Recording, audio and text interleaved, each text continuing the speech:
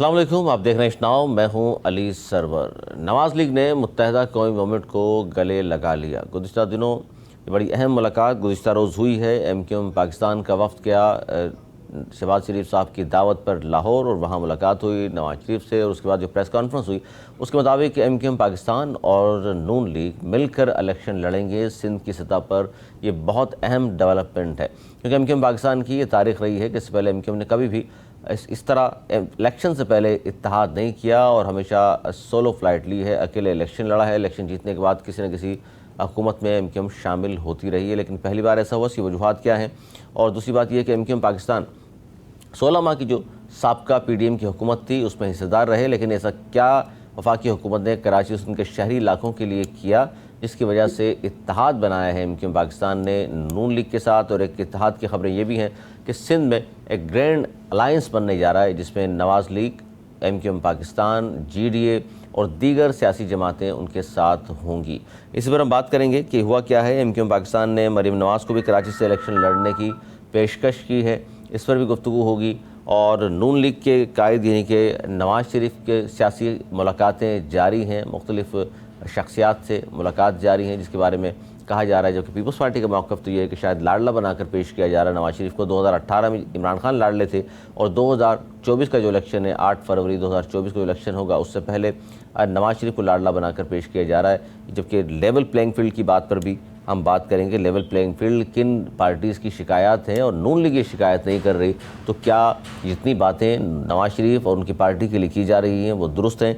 और सबसे अहम चीज़ ये भी है कि MQM पाकिस्तान ने अब 16 माह की हुकूमत में रहे 2 वज़ारतें ज़रूर हासिल की, लेकिन कराची और सिंध के शहरी इलाकों के लिए कोई बहुत ज़्यादा मसाइल हल कराने में कामयाब नहीं हो सकी MQM पाकिस्तान। जितने बड़े मसाइल थे जिसकी हम बात करें, KCR का मनसूबा मुकम्मल नहीं हो सका, K4 का मनसूबा कंप्लीट नहीं करा सके, वफाक ने पैसे जारी करने थे, 125 अरब जारी करने थे, मंजूरी नहीं दी, जाती जाती भी उन्होंने मरदमशुमारी बहुत बड़ी कामयाबी MQM पाकिस्तान करार देती है। उसमें भी MQM और दीगर जमातों का मौक़िफ़ यह है कि जी 3 से 3.5 करोड़ आबादी है कराची की, लेकिन MQM पाकिस्तान हुकूमत में होते हुए भी आबादी दुरुस्त तौर पर गिनवाने में कामयाब नहीं हुई। यानी कि 3-3.5 करोड़ की आबादी के बजाय 2 करोड़ 3 लाख पर अगर डन किया है MQM पाकिस्तान ने। एक इसी पर हम बात कर रहे हैं, हमारे साथ जाहिद मंसूरी साहब मौजूद हैं, उनसे बात करेंगे MQM पाकिस्तान के सीनियर रहनुमा। बहुत शुक्रिया जाहिद मंसूरी साहब। क्या कहेंगे, MQM पाकिस्तान और नवाज़ लीग ने मिलकर चलने का इंतखाबी इत्तेहाद का जो फैसला किया है, गो के MQM की तारीख तो ये नहीं रही कि पहले से इंतखाबी इत्तेहाद किया जाए। हमेशा ये होता था कि MQM जीतने के बाद किससे इत्तेहाद किया करती थी आप। तो इस बार ये जो नवाज़ लीग के साथ चलने का फैसला हुआ है, सर क्या वजूहत हैं इसकी? असल में देखिए, कराची के जो और शहरी में जो मसाइल हैं वो आज तक हल जुलूम है। पीपल्स पार्टी 15 साल तक यहाँ पे हुकूमत में काबिज रही, लेकिन उन्होंने कभी कराची की और हैदराबाद और दीगर शहरी के जो इलाके हैं उसकी तरक्की के लिए कुछ भी नहीं किया। हमने उनसे मुतबाद अपना मुताबिक भी की है, बातचीत भी की, लेकिन आज तक पंचायती सिस्टम समेत उन्होंने कभी भी किसी चीज पे डिलीवर नहीं कर पाए। मुस्लिम लीग नून से हमारा कई दफा मुआहदे भी हुए और उन्होंने हमें काफी हद तक रिलीफ भी फराहम किया।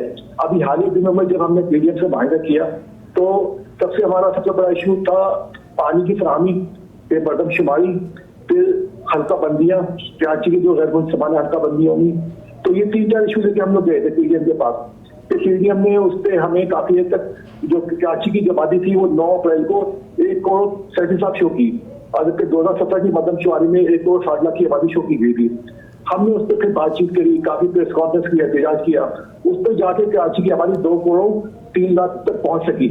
और पहली दफा ऐसा हुआ कराची की तारीख में, पाकिस्तानी तारीख में, कि 2 करोड़ से मुतजावज कर गई आबादी। इससे पहले हमेशा कराची की आबादी 2 करोड़ से कम दिखाई जाती है। हालांकि हमारा जो दावा क्लेम है वो 3.5 करोड़ की आबादी का है। और K4 का मनसूबा आप जो देखते हैं वो पूरा MQM में ही, K1, K2, K3, S1, S2, S3 ये सब MQM के दौर हुकूमत में बने। MQM ने पूरी कोशिश की कि 2008 में K4 का मनसूबा जो कराची की जो आबादी बढ़ी इसको पूरा कर सके, लेकिन उस वक्त इसकी कॉस्ट जो थी 25 अरब रुपए थी। लेकिन उसके 20 साल गुजरने के बाद पीपल्स पार्टी ने उसके लिए कुछ भी नहीं किया। और फिर हमने मजबूरन PDM से बात करी, उन्होंने मुआवजा के थ्रू 25 अरब रुपए रखवाए, लेकिन अभी तो वो मनसूबा नामुकम्मल है। क्योंकि कराची की आबादी बड़ी तादाद में जो है हाफ डैम फुल होने के बावजूद, कैरियर झील और कली झील फुल होने के बावजूद अच्छा, हमारे यहाँ के आवाम को पानी नशा नहीं है। जाहिद मंसूरी साहब, आप जो गुफ्तगू कर रहे हैं उसमें जाहिर है आपने K4 की बात की। K4 MQM का मंसूबा 2008-9 से है और आज तक कंप्लीट नहीं हुआ। आप हुकूमत में थे 16 माह, लेकिन उसके बावजूद भी 125 अरब चाहिए थे, दरकार थे, वो मंजूरी नहीं दी साहब का हुकूमत ने। KCR का मंसूबा मुकम्मल नहीं किया। दुरुस्त मरदमशुमारी आपका स्टांस है कि कराची की आबादी किसी भी तौर पर 3 से 3.5 करोड़ से कम नहीं है, लेकिन वो भी नहीं हुआ। तो एक तरफ तो K4 भी कंप्लीट नहीं, KCR भी कंप्लीट नहीं है, मरदमशुमारी भी दुरुस्त नहीं, और ये भी आप जानते हैं हमारे पीटीआई से हमारा एग्रीमेंट हुआ। हमने पीटीआई से जो हमने 8 पॉइंट रखे, हमने इसकी सबसे बेसिक चीज हमने ये रखी कि हमारे जो कराची के जो मसले हैं वो बुनियादी तौर पर वो हल होने चाहिए। लेकिन बदकिस्मती से इमरान खान 4.25 साल तक हुक्मरान रहे, लेकिन ना उन्होंने कभी कोई कैम ऑफिस बनाया कराची में, ना कोई ऐसा सोल्यूशन बनाया। ऑरेंज ट्रेन लाहौर में चल गई 4,000 कराची के पैसों से वहाँ सड़कें बनती रही, ट्रेनें चलती रही, कराची को कुछ नहीं मिला। लेकिन मेरा सवाल ये है जाहिद मंसूरी साहब कि एक तरफ तो आप दुरुस्त फरमा रहे कि जाहिर है आपने जो माहिदा किया वो कराची और सिंध के शहरी इलाकों की बेहतरी के लिए किया, लेकिन हैरत जब होती है कि जो माहिदा आपने खान साहब की गवर्नमेंट से या PDM हुकूमत से किया, उस माहिदे में वजारतें शामिल नहीं थी। वजारतें आपने ले ली, बाकी चीज़ें जो लिखी हुई थी पूरे माहिदे पे जो चीज़ें लिखी हुई थी उस पर अमल दरामद नहीं हुआ, जो लिखा हुआ नहीं था वो ले लिया आपने। असल में देखिए मसला ये होता है कि जब PDM हुकूमत से बात हुई तो उन्होंने कहा कि हम अपने नुमाइंदे दे दें ताकि काबीना में जो भी फैसले होंगे ना आपके लोग मौजूद हों और मौजूदगी में वो काम करवाएं। और वही PDM को जो हुकूमत का जो दौरानिया मिला वो तकरीबन 1.25 साल के करीब मिला, 1.25 साल से और 1 साल 4-5 महीने मिले इनको। तो इस मुख्तसर दौर में जो हमारे जो मंसूबे थे, हमारे जो उनसे माहिदे थे, जो चीजें थी, वो एक लॉन्ग टर्म की जरूरत पेश आती है। उनको एक ही बजट पेश करने का मौका मिला, वो भी साल में कि पीटीआई की हुकूमत ने बिल्कुल क्या पाकिस्तान की मैशत को खोखला कर दिया है। करोड़ रुपए के कर्जे लिए गए, तो मैशत बिल्कुल हमारी सर उन्होंने अगर पीटीआई ने जाहिद मंसूरी साहब अगर पीटीआई ने माशी तौर पर कराची को सर मैशत पे आपने बात की है जाहिद मंसूरी साहब, तवक्कुल कीजिएगा। जाहिर है पीटीआई की गवर्नमेंट को कोई भी नहीं कह रहा कि बहुत अच्छे काम किए हैं, लेकिन पीटीआई की गवर्नमेंट ने अगर कुछ नहीं किया तो आखिरी लम्हे तक MQM इत्तेहादी रही। ऐसा नहीं है कि वजारतें छोड़कर आप बाहर आ गए, आप लोग आखिरी लम्हे तक मौजूद रहे। फिर दोबारा आपने माहिदा किया पीपल्स पार्टी के साथ और जिसमें गारंटी दी आपको फजल रहमान साहब ने, शहबाज शरीफ साहब ने। 16 माह हुकूमत रही, उसमें भी 2 वजारतें आपके पास थी, लेकिन उसमें KCR भी कंप्लीट नहीं हुआ, K4 भी कंप्लीट नहीं हुआ, दुरुस्त मरदमशुमारी भी नहीं हुई। उसकी वजह मैंने आपको बताई ना। देखिए इमरान खान साहब ने 4.25 साल तक कराची का एक भी रुख नहीं किया, ना उन्होंने कोई कैसा ऑफिस बनाया, ना वो एक दिन के लिए कराची में रुके। हमने उनको मुतअद्दिद चीजें उनको डिस्क्लोज की, उनको कहा कि भाई ये हमारे मसाइल हैं, ये हमारे कराची के शहरी के मसले हैं, आप इनको हल करें। वो हमेशा इसी बात का रोते थे कि हमारे पास चारत नहीं है, मेरे पास पैसे नहीं है, मैं कहाँ से करूँ, और वो कर्जों पर कर्जे लेते रहे। और हमने आखिर वक्त में कोशिश की कि जब उनसे बात नहीं बनी, हमने जब महंगाई बाद में भी पहुंच गई, उस वक्त डॉलर ऊंचाई पे पहुंच गया, उसके पेट्रोल भी ऊंचाई पे पहुंच गया, फिर हमने उनसे महंगाई की हमने उस पर अलर्जी स्टार्ट की। और उसके बाद जब ये आतंकवाद की तहरीक आई, जो दूसरे मसाइल आए, हमने फिर कराची और जो शहरी सिंध हमारे इलाके थे उसके इशू से बात करी हमने कि जो ये मसले हल करेगा हम उसके साथ देंगे, चाहे कोई भी। अच्छा मसले सर अब ये बड़ा अहम सवाल है जाहिद मंसूरी साहब, बड़ा अहम सवाल ये है कि आपने खुद कहा कि कराची और सिंध के शहरी इलाकों के जो मसाइल हैं वो हल होने चाहिए।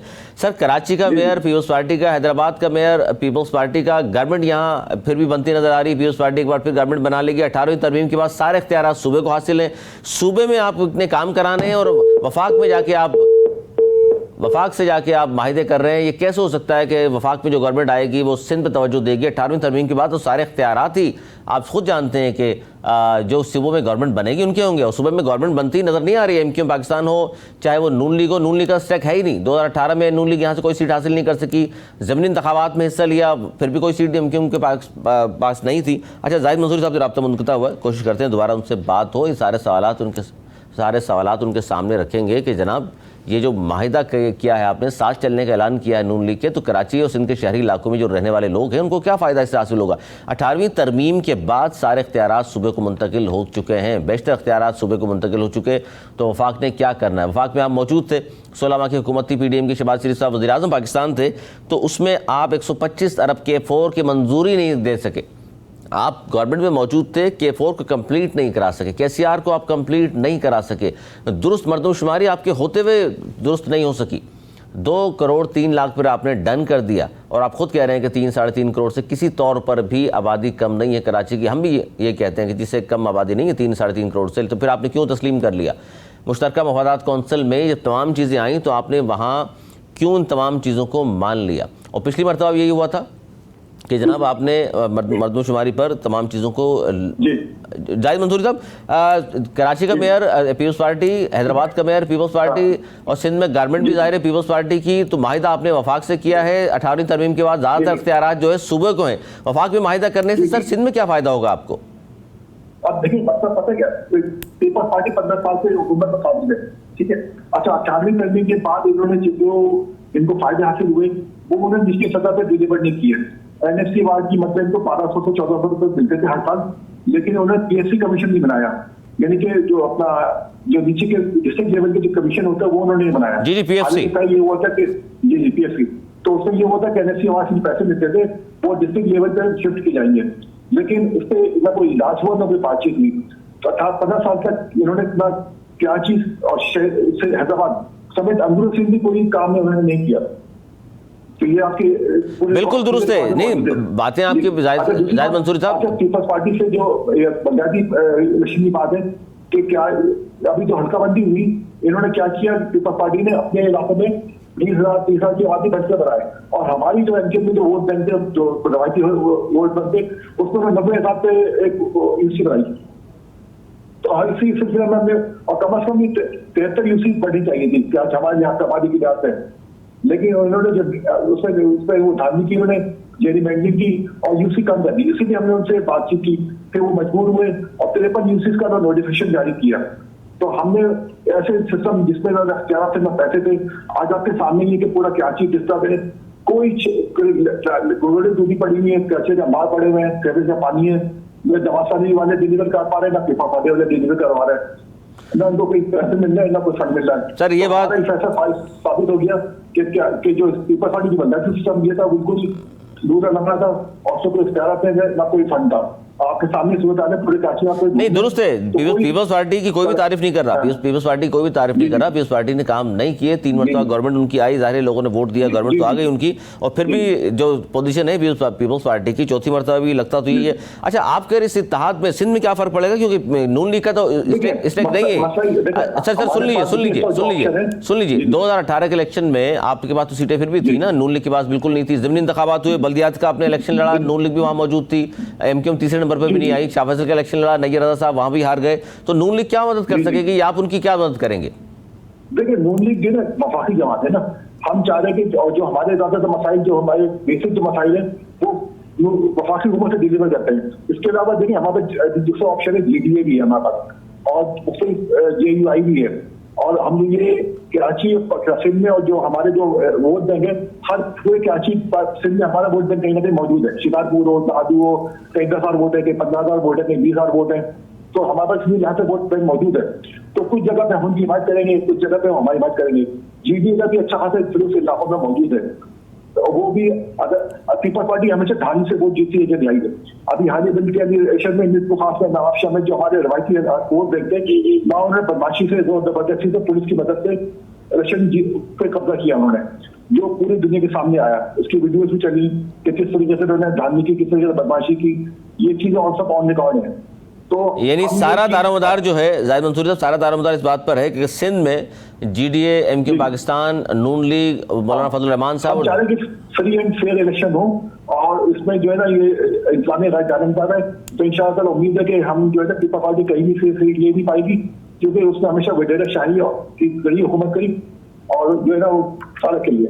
यानी सारा दारोमदार इसका मतलब इस बात पर है कि अगर सिंध में तब्दीली आ गई और आप लोग जीतने में अलायंस बनाकर कामयाब हो गए तो सिंध के शहरी इलाकों में और सिंध में तब्दीली आ जाएगी, अदरवाइज तो वही हालात रहेंगे, क्योंकि आप ज़ाहिर नून लीग के साथ वफाक में रह के देख चुके हैं, तो कराची के लिए तो ज़ाहिर कुछ नहीं कर सकी वो। जी असल में देखिए जो मनसूबा हमारे चल रहे हैं K4 वाला मनसूबा है, उसके लिए फंड में अपना ये वफाक ने प्रोवाइड किया था 25,000 रुपए, ठीक है। इसके अलावा जो ऑरेंज लाइन मनसूबा ट्रेन KCR है या जो भी मनसूबे है ना कराची की बेहतरी के लिए, वो उसके लिए फंड जो है वो वफाक ही प्रोवाइड करेगा।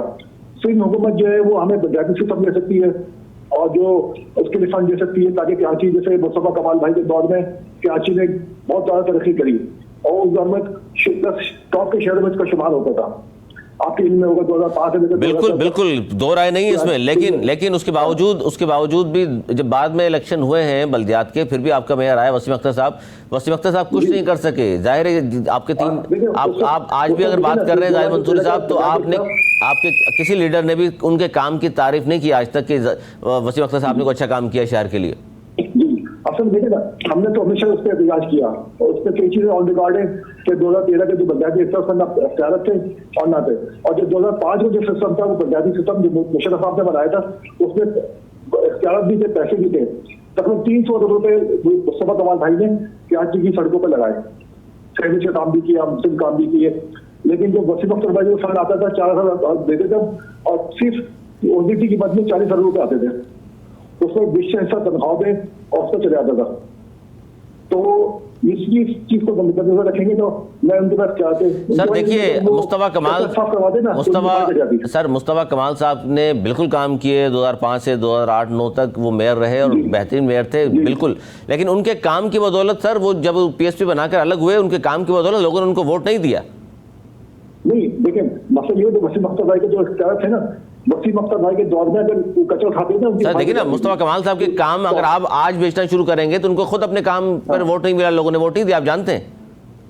नहीं 2000 के जो हमने इलेक्शन जीते 2005 की कारकर्दगी में जीतेंगे। 2008 में भाई हमने 25 कौमी असम्बली सीट आती थी और 51 सूबाई असम्बली थी 2008 में, तो वो 2005 की जो कारकर्दगी थी हमारी पंचायती स्तर के फराइज वाले थे, अंडर पासिस करे थे और जो सर्विस सिस्टम हमारा डेवलप हुआ, इसी वजह से 2018 के इलेक्शन में भरपूर कामयाबी सीट जीती। अच्छा सर, एक और आप जाते जाते आपसे पूछूं कि एक आखिरी सवाल आपसे कि एक खबर ये भी थी कि मरीम नवाज को कराची से इलेक्शन लड़ने की पेशकश की है एमक्यूएम पाकिस्तान ने। कौन सी सीट देना चाह रहे हैं सर जिस पे वो इलेक्शन लड़ें और आप लोग उनको सपोर्ट करें और नून लीग की सीट आ जाए? असल देखिए, हमने कमेटी बनाई है, नून लीग वाली कमेटी बना रहे हैं और हमारी कमेटी बनी है। वो कमेटी 10 रोज में फैसला करेगी कि पूरे सिंध में कहाँ का सीट एडजस्टमेंट करनी है, कहाँ में करनी अपना इलेक्शन लड़ना है, कहाँ पे एमक्यूएम लड़ेगी इलेक्शन, कहाँ पे नून लीग लड़ेगी इलेक्शन, वो और कहाँ जीडी होगा, मतलब ये पूरा 10 दिन में फैसला करेंगे। उसके बाद फिर ये राब्ता कमेटी हमारी डिसाइड करेगी कि हमें क्या करना चाहिए क्या नहीं करना चाहिए, क्योंकि एमक्यूएम अपने पब्लिक जान में इलेक्शन लड़ेगी और नून लीग अपने शहरी जान में इलेक्शन लड़ेगी। बहुत शुक्रिया हमसे इनको वो देंगे उनका वोट देने होगा जहाँ में उनकी जरूरत पड़ेगी। बहुत शुक्रिया जाहिद मंसूरी साहब, एमक्यूएम पाकिस्तान के सीनियर रहनुमा हमसे बात कर रहे थे और ख़ास तौर पर कि एमक्यूएम पाकिस्तान ने और नून लीग ने सियासी इत्तेहाद किया, इलेक्शन मिलकर लड़ने की जो बात की है, इस पर हमने गुफ्तगू की और कोशिश की कि उनसे पूछें कि जनाब ऐसा क्या किया है वफाक पे रहते हुए नून लीग ने ख़ास तौर पर सिंध के शहरी इलाकों के लिए, और आपकी ज़ाहिर जो स्ट्रेंथ है उस सिंध के शहरी इलाके हैं जहाँ से आपको वोट मिलते रहे हैं माजी में भी, और ऐसा क्या होगा क्योंकि K4 हो, KCR हो, मरदमशुमारी हो, कुछ भी कामयाब एमक्यूएम वफाक से कामयाबी हासिल नहीं करा सकी। 125 अरब चाहिए थे, K4 मनसूबा मुकम्मल होने पर मंजूरी नहीं दी जा सकी। मरदमशुमारी में एमक्यूएम का दावा है और तमाम दावा भी दुरुस्त है कि 3 करोड़ से किसी तौर पर भी कराची की आबादी कम नहीं है, लेकिन उनके होते हुए हुकूमत में 3 करोड़ आबादी नहीं गिनवा सके वो, लेकिन बहरहाल इत्तेहाद किया है जी, देखते हैं इस पर आगे क्या नतीजा निकलता है। लेकिन नवाज़ लीग ने, नून लीग की अगर हम बात करें, कोशिश करते हैं उनसे भी रब्ता करें, उनसे पूछें कि जनाब एमक्यूएम पाकिस्तान के साथ जो इंतखाबी इत्तेहाद है इसकी उनकी नज़र में क्या वजूहात हैं, वो क्या ऐसा करेंगे एमक्यूएम पाकिस्तान के साथ इत्तेहाद करके, क्योंकि 16 माह की हुकूमत में हमने देख लिया कि नून लीग ने कराची के लिए तो कुछ नहीं किया। बड़े बड़े जो मनसूबे जिनके ऐलानात थे, जिनकी मंजूरी देनी थी, जिनके लिए पैसा सिर्फ जारी करना था वो कंप्लीट हो जाते, लेकिन वो नहीं किया उन्होंने। दुरुस्त मरदमशुमारी एमक्यूएम का बहुत बड़ा मुतालबा था, नून लीग ने उस हवाले से भी कुछ नहीं किया, लेकिन जाहिर है अब ये सियासी इत्तेहाद हुआ है तो उसकी वजूहात क्या है, नून लीग किस एंगल से इत्तेहाद उन्होंने किया है, क्योंकि या तो एक बात की जा रही है कि नवाज शरीफ साहब चूँकि अब वापस आए हैं और वो गारंटियाँ दे रहे हैं कि जी बेफिक्र ये नून लीग जीतेगी और चौथी बार वज़ीर आज़म बन जाएंगे पाकिस्तान के, वो तो चारों सूबों का वज़ीर आज़म होना चाहिए, तो इसलिए नून लीग ने सरगर्मियाँ शुरू की हैं। पिछले 5 साल आप देख लीजिए, नून लीग के सिंध की सतह पर अगर हम बात करें तो कोई सियासी सरगर्मियाँ नहीं थी, ना कोई जलसे किए, ना रैलियाँ निकाली हैं नून लीग ने, लेकिन अब कहा जा रहा है कि मियाँ साहब तशरीफ़ लाएंगे। शहबाज शरीफ साहब ने भी गो के बहुत ज़्यादा तवज्जो नहीं दी थी, और बल्कि इंतखाबी जो मुहिम जो ज़िमनी इलेक्शन में इंतखाबात में हिस्सा लिया था बल्दिया से, तो वहाँ इंतखाबी मुहिम चलाने के लिए ना मरीम नवाज़ साहब आई थी, ना शहबाज शरीफ साहब आए थे। ये कराची से मोहब्बत और ये कह लीजिए कितना इन्हें इस बात का एहसास है, गो के कराची पाकिस्तान को मुआशी हब 65-70% रेवेन्यू कमा कर देता है, तो पाकिस्तान पूरा चलता है कराची के रेवेन्यू से। लेकिन कराची के जाहिर है जाहिद मंसूरी साहब ने भी दुरुस्त कहा कि NFC की मद में जो हज़ारों अरब रुपया मिलता है, पाकिस्तान पीपल्स पार्टी पर सवाल निशान बहुत सारे बनते हैं कि जिन्हें हज़ारों अरब रुपया कहाँ खर्च हुआ है, कौन से ऐसे मेगा प्रोजेक्ट शुरू किए और कंप्लीट किए गुज़िश्ता 15 साल में जो NFC के तहत हज़ारों अरब रुपया मिला है। फिर NFC के साथ PFC की अगर हम बात करें तो अजला को जो डिस्ट्रिक्ट्स को जो पैसा मिलना चाहिए, किन डिस्ट्रिक्ट्स में वो पैसा खर्च हुआ है, ये भी ज़ाहिर है इसके पे भी बात तो होनी चाहिए। क्या नून लीग इलेक्शन अगर जीतती है और वफाक में हुकूमत बनाती है तो क्या इन पर बात होगी कि NFC की मद में जो पैसा मिला था वो कहाँ खर्च होता है। फिर बड़ी बड़ी स्कीमें जो कराची के लिए मंजूरी दी थी वफाक ने, उसके लिए पैसा क्यों अब तक जारी नहीं हुआ, ये भी बहुत अहम सवाल है। और फिर MQM पाकिस्तान में एक और बड़ी अहम चीज़ है कि एक तरफ तो वहाँ लाहौर में मुलाकात और MQM की और साथ मिलकर चलने का अज़्म का इजहार, जबकि कराची में रऊफ़ सिद्दीकी साहब और शाहिद खाकान अब्बासी नैब अदालत से बाहर निकले तो रऊफ़ सिद्दीकी साहब ने शाहिद खाकान अब्बासी को MQM में शमूलियत की दावत दी। और जबकि शाहिद खाकान अब्बासी साहब ने अब तक नून लीग से राहें जुदा नहीं की हैं, इस वक्त भी नून लीग में हैं और साबिक़ वज़ीर-ए-आज़म हैं।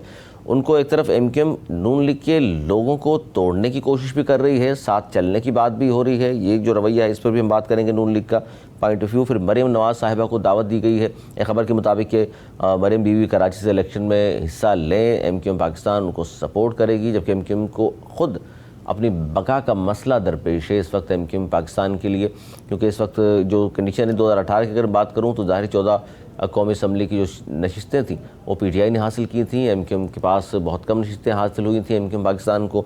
तो इस बार MQM के जो इस तरह की सीट्स हैं जहाँ से अगर हम बात करें कि MQM का सेंट्रल गढ़ हुआ करता है या कोरंगी, ये 3-4 इलाके ऐसे हैं जहाँ से बहुत ज़्यादा पुरुमीद है MQM पाकिस्तान के लोग कि यहाँ से तो सीटें हमें हासिल हो जाएंगी। लेकिन नून लीग को कौन से वो इलाके हैं, किन वजूहात की बिना पर MQM पाकिस्तान से उनका पॉइंट ऑफ व्यू क्या है, क्यों इत्तेहाद किया उन्होंने, वजह क्या है, इस पर भी हम बात करेंगे। और नवाज शरीफ साहब 21 अक्टूबर को तशरीफ़ लाए पाकिस्तान, जबकि आप सब जानते हैं कि प्लेटलेट्स का और जो बहुत तबीयत नासाज थी, प्लेटलेट्स की कमी हो गई थी, बहुत ज़्यादा नीचे आ गए थे, 4 हफ्तों की इजाज़त ली थी कोर्ट से और उसके बाद बाहर चले गए। जबकि पाकिस्तान मुस्लिम लीग नून और MQM पाकिस्तान साथ चलने पर इत्तफाक हुआ, इलेक्शन साथ मिलकर लड़ेंगे। इसी पर हम बात कर रहे हैं। हमारे साथ मौजूद है मारूफ सहाफ़ी तजज़ियाकार अली रज़ा शाह, बहुत शुक्रिया। अली रज़ा, क्या कहेंगे, MQM पाकिस्तान और नून लीग इलेक्शन मिलकर लड़ने पर इत्तफाक हुआ है, किस तरह देख रहे हैं इस सियासी एक्टिविटी को, ख़ासतौर पर इस इत्तेहाद को? जी अली सरवर साहब, बहुत शुक्रिया। जी MQM का और मुस्लिम लीग नून का जो अभी इत्तेहाद हुआ है, ये इत्तेहाद उसी अंडरस्टैंडिंग का हिस्सा है जो 16 माह की हुकूमत जब बनी थी PGM की, तो उसी जो एक तसलसल को जो है वो आगे लेके आए हैं। ये उसी वक्त तय आ गया था कि चूंकि MQM जानती है कि पीपल्स पार्टी के साथ उनके जो मामला है वो कभी भी तय नहीं हो सकते। और अभी भी जब उस वक्त भी जब PDM की हुकूमत में वो शामिल हुए थे तो वो शहबाज शरीफ साहब यानी कि मुस्लिम लीग नून की गारंटियों पर जो है वो PDM की हुकूमत में शामिल हुए थे और गारंटर थी मुस्लिम लीग नून। तो सर, तो काम तो कुछ भी नहीं हुआ अली रज़ा। गारंटी फजल रहमान साहब, शहबाज शरीफ साहब ने ली थी और बाद में वो 16 माह शिकायतें ही करते रहे कि जनाब जो जो बातें की गई थी कुछ भी पूरा नहीं हुआ। और वफाक ने ऐसा क्या किया कि MQM दोबारा चाहती है कि नून लीग से इत्तेहाद कर लें, क्योंकि 18वीं तरमीम के बाद तो बेशतर इख्तियारात सूबे के पास हैं। कराची का मेयर पीपल्स पार्टी का है, हैदराबाद का मेयर पीपल्स पार्टी का है, क्या हासिल होगा MQM को? जी देखें, इसी वजह से जब वो पीपल्स पार्टी ने वादे पूरे नहीं किए तो फिर उन्होंने यही देखा कि आप जिन पोजीशंस पर इस वक्त MQM में, डेफिनेटली आप भी जानते हैं, आपको पता है आपका जो शहर है, तो आप जानते हैं कि MQM एक वक्त में जो MQM की पोजीशन हुआ करती थी वो इस वक्त नहीं है। इस वक्त जो पोजीशन है वो ऐसी ही है कि उनको किसी न किसी के साथ लेकर चलना पड़ेगा किसी को। तो पीपल्स पार्टी के साथ वो चल नहीं सकते क्योंकि पीपल्स पार्टी वादे पूरे नहीं करती, तो उनके पास यही ऑप्शंस थी कि वो नून लीग के साथ चले। अब आप ये कह रहे हैं कि वो 18वीं तरमीम के बाद उनको मिलेगा क्या? देखें, वफाक की जो मिनिस्ट्रीज हैं, एक मिनिस्ट्री जो है वो पोर्ट एंड शिपिंग की जो मिनिस्ट्री थी वो MQM के पास थी, वही बड़ी मिनिस्ट्री होती है। MQM बड़ा उसको एंजॉय करती है और MQM तो बड़ी एक्सपर्ट है उस मिनिस्ट्री को चलाने में। उसके अलावा दीगर कई वफाक के प्रोजेक्ट्स हैं, उन प्रोजेक्ट्स में जो है वो MQM जो है वो अपना मामला को जो है वो देख सकती है। बाकी तो ये तो जब गवर्नमेंट आएंगी, आप देखें इस वक्त जो मामला चल रहे हैं वो तो सिंध में वैसे तो कभी पीपल्स पार्टी का जो है कि अभी तक ये नजर आ रहा है कि पीपल्स पार्टी की हुकूमत होगी, बल्कि अभी कुछ देर पहले बिलावल साहब ने ये कह दिया कि मेयर के कराची का होगा, वजीर आजम भी कराची का होगा और वजीर आला सिंध भी कराची का होगा। बहरहाल वो तो दावे कर रहे हैं, तो अब बाकी थी तो सारे तमाम मामला जो है वो 9-10 फरवरी को पता चलेंगे कि कहाँ पर। अच्छा अली रज़ा, एक तरफ तो ये एक्टिविटी है और दूसरी तरफ मियाँ साहब की मुलाकातें भी जारी हैं और यहाँ कराची नए अदालत में पेशी के लिए आए थे शाहिद काकान अब्बासी साहब, तो यहाँ एमक्यूएम पाकिस्तान के रहनुमा ने उन्हें एमक्यूएम में शमूलियत की दावत दी। एक तरफ एमक्यूएम साथ चलना चाह रही है, दूसरी तरफ नून लीग के लोगों को दावत भी दी जा रही है, तो शाहिद काकान अब्बासी तो अभी तक तो नून लीग का हिस्सा है। देखिए, वो शाहिद काकान अब्बासी साहब का मामला बिल्कुल डिफरेंट है। वो डेफिनेटली उनको नजर आ रहा है कि वो आगे उनके साथ चल नहीं सकते नून लीग के साथ। ऑफिशियली तो शाहिद काकान अब्बासी साहब नून लीग का हिस्सा नहीं रहे। देखें, अगर वो तमाम जो हुज्जत है वो तमाम उन्होंने कर दी है उस वक्त जब वो मियां नवाज साहब के इस्तकबाल के लिए नहीं गए, तो अब इससे आगे कोई चीज रह नहीं जाती कि अब मतलब अब तो सिर्फ ऐलान होना बाकी है या कोई दूसरी जमात का इंतखाब करना बाकी है शायद काकान अब्बासी साहब की तरफ से। बाकी तो वो नून लीग को छोड़ चुका है, बल्कि मेरे पास तो यहाँ तक इतलात है कि शायद काकान अब्बासी साहब के हल्के में जो कैंडिडेट है, जो उम्मीदवार है, उसका जो है वो इंतखाब किया जा रहा है नून लीग की तरफ से। और ये भी सोचा जा रहा है कि मियां नवाज साहब या हमारे पास वहां से इलेक्शन लड़े।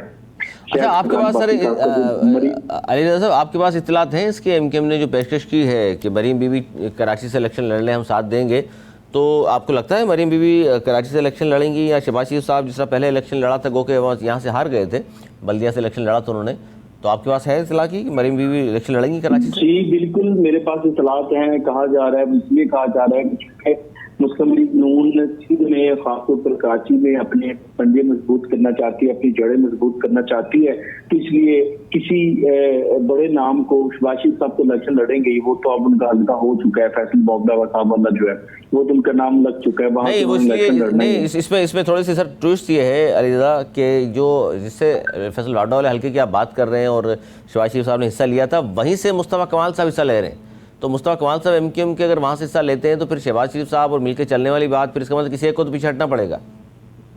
बिल्कुल, फिर डेफिनेटली फिर शहबाज शरीफ साहब नहीं लड़ सकेंगे वहां से इलेक्शन, वो किसी और हल्के का इंतखाब करेंगे। फिर अगर वो मुस्तफ़ा कमाल साहब का हल्का है, अगर वो वहां से इलेक्शन लड़ रहे हैं, तो क्योंकि मेरे में इतनी इंफॉर्मेशन नहीं है, आप बहुत बहुत शुक्रिया आपका, आपने मेरी इंफॉर्मेशन। तो फिर इसका मतलब है शहबाज शरीफ साहब लड़ेंगे, ये तो तय है। या फिर ये होगा कि यहाँ एक बंदा लड़ ले, शहबाज शरीफ साहब वहां से इलेक्शन, यहाँ हो सकता है मुस्तफ़ा कमाल साहब बैक हो जाएं, ये भी हो सकता है कि मुस्तफ़ा कमाल साहब भी बैक हो जाएं, क्योंकि अब तो जाहिर माहिदा हो गया। बिल्कुल हो सकता है, वो तो सर्वेज पे डिपेंड करता है कि कहाँ पे उनको अपनी पोजीशन जो है स्ट्रॉन्ग नजर आती है और वो कहाँ से जो है वो ज्यादा वोट हासिल कर सकते हैं। तो वो अकॉर्डिंगली अभी तो मेरे ख्याल से ये कराची आना है मियां नवाज शरीफ साहब ने अपनी टीम के साथ। ये मैं अच्छा अली रज़ा, ये अब 8 फरवरी इलेक्शन का ऐलान तो हो गया, 2024 में इलेक्शन होंगे, शेड्यूल की अनाउंसमेंट अब तक नहीं हो सकी, इसकी वजूहत क्या सिर्फ हल्का बंदियों के हवाले से या कुछ और चीज़ें हैं जिसकी वजह से मामला रुके हुए?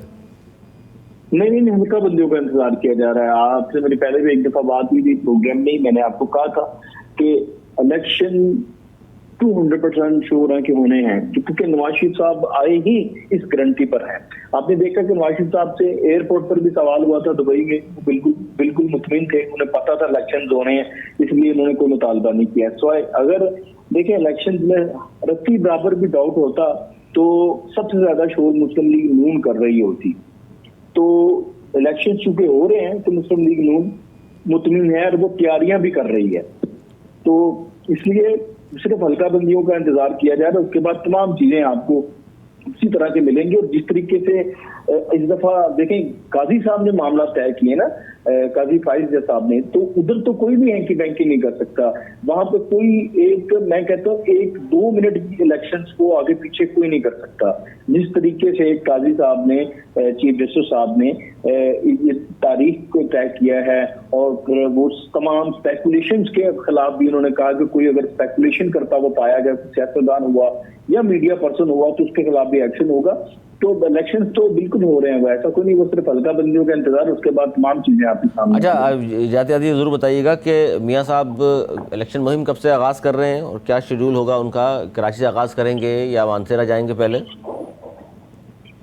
मेरी इतलात के मुताबिक मियां नवाज शरीफ साहब सिर्फ अपने मंशूर को देखें। वो इरफान सिद्दीकी साहब एक दो दिनों में लाहौर आ रहे हैं और मंशूर के मुकम्मल होने पर तकरीबन का तमाम चीजें इनकी तकरीबन जो है वो कंप्लीट हैं, तो उसके बाद जो है वो आगाज करेंगे। और 10 तारीख को 10 या 11 का उन्होंने अपना जनरल कौंसिल का इजलास मुलतवी कर दिया है। लेकिन मेरे पास इतलात है कि उससे पहले वो कोयटा जाना चाहते हैं, बलूचिस्तान जाना चाहते हैं 14 फरवरी को। तो वहां पर कुछ स्टेक होल्डर्स हैं, जैसे एमकेएम वाले इधर आए हैं, तो मियां नवाज शरीफ इसी तरीके के कुछ स्टेक होल्डर्स हैं, जैसे बाप पार्टी है और कुछ लोग हैं इत्तेहादी हैं, उनके JUI है, उनसे मुलाकात करना चाहते हैं, वहां से भी एक सरप्राइज देना चाहते हैं वो। तो उसके बाद वो बाकायदा जो है वो मुहिम का आगाज करना चाहते हैं। मुहिम का आगाज़ होगा। बहुत शुक्रिया अली रज़ा शाह, मारूफ साहब तजकार हमारे साथ मौजूद थे और बात कर रहे थे MQM पाकिस्तान और नून लीग के इत्तेहाद पर। इस सियासी इत्तेहाद से कितना फ़ायदा होगा नवाज शरीफ यानी नून लीग को और MQM पाकिस्तान को, और ये तो आने वाला वक्त बताएगा। और ख़ासतौर पर मरीम बीवी को कराची से इलेक्शन लड़ने की पेशकश जो की गई है, किस सीट से इलेक्शन लड़ेंगी और क्या रिजल्ट होगा, इस पर भी आने वाले वक्त में हम बात कर सकते हैं। आइए था हमारा आज का प्रोग्राम। अगले प्रोग्राम तक के लिए मुझे मेरी टीम को दी इजाज़त। मौलाना की बात।